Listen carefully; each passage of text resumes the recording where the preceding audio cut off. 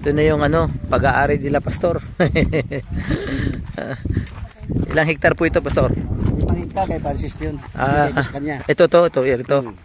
Si Pastor Francis na pala may-ari nito. May boundary to sa kay Mayor. Yun sa kay Mayor. Yan. Maganda, Pastor, kasi may kalsada na dito.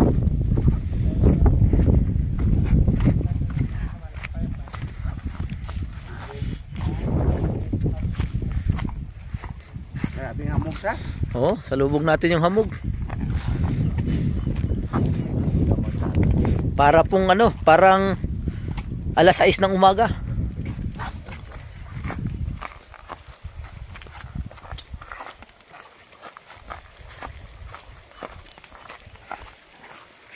Oh, grabing hamog yan, oh.